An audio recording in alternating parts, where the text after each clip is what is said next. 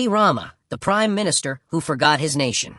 When history looks back at Albania's political landscape of the early 21st century, it will see one man dominating it for more than a decade, Rama.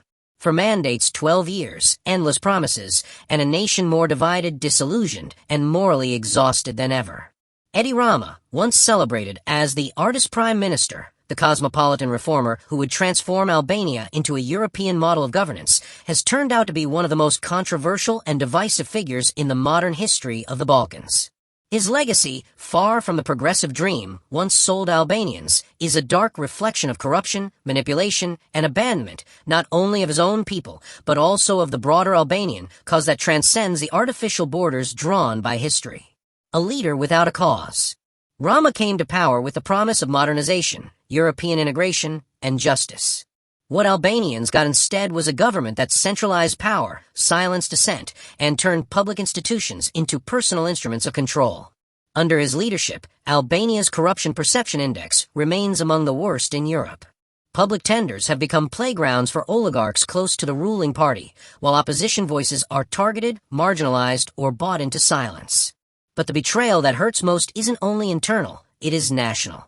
Across Kosovo, North Macedonia, Montenegro, and the Preševa Valley live millions of Albanians who look toward Tirana for solidarity and leadership. What they got from Rama was indifference, or worse, active betrayal masked in diplomatic rhetoric.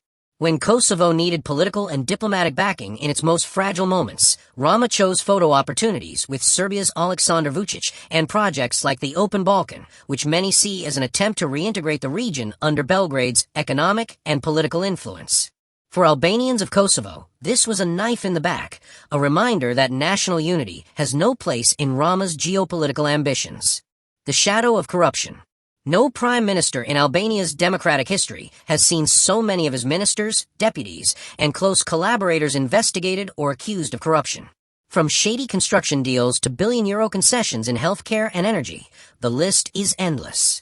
Rama's defense has always been the same: let the justice system work. But justice in Albania, even under the so-called justice reform his government promoted, has become selective, harsh for the weak, blind for the powerful. The Special Anti-Corruption Structure, SPAC, though praised internationally, has yet to prove that it can stand independently from political influence.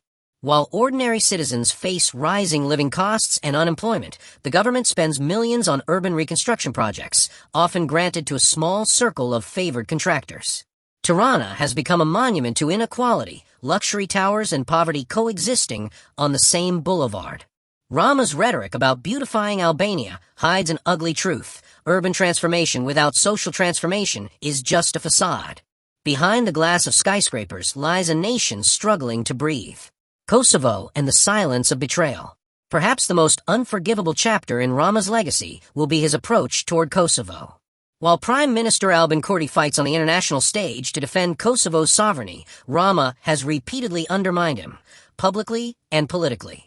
His alignment with Vučić under the Open Balkan initiative alienated not only Pristina, but also many in Tirana, who see this project as an attempt to soften Serbia's image, while Kosovo continues to face aggression and diplomatic isolation.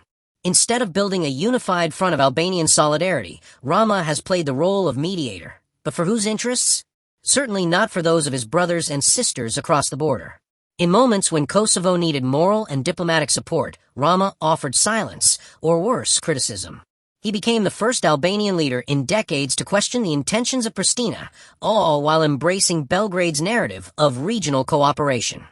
To Albanians across the Balkans, this was more than a political disappointment. It was a moral failure. It was the death of a dream that one day, Tirana would be the unifying voice of the Albanian nation. A government of fear and propaganda. Rama's control over the media is another alarming aspect of his rule.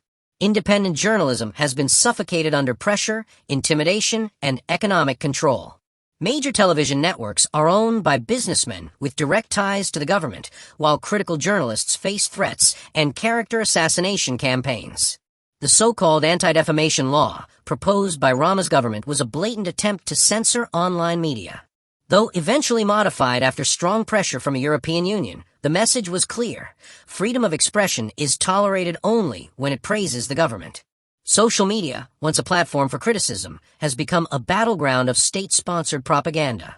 Public money flows into fake online campaigns that glorify Rama's projects, while dissenters are labeled traitors or agents of chaos. The Prime Minister has mastered the art of spectacle, painting walls, posing for cameras, and speaking in poetic metaphors, all while his country bleeds under corruption, brain drain, and despair. The erosion of national identity. What makes Rama's leadership even more concerning is his attempt to redefine Albanian identity through the lens of globalism and post-nationalism.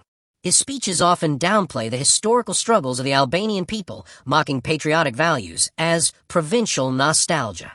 But identity is not nostalgia, it is the backbone of a nation. And under Rama, Albania's backbone is breaking. The youth are leaving by the tens of thousands each year, seeking dignity abroad. Entire villages are deserted, schools closed, hospitals understaffed. The brain drain has become a national emergency, and yet Rama calls it a sign of mobility.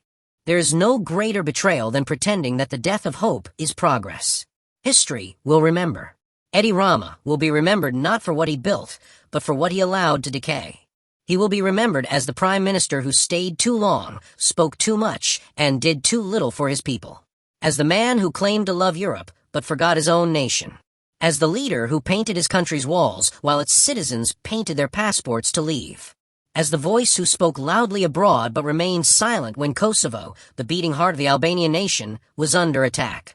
In the end, every leader is judged not by their words, but by their legacy.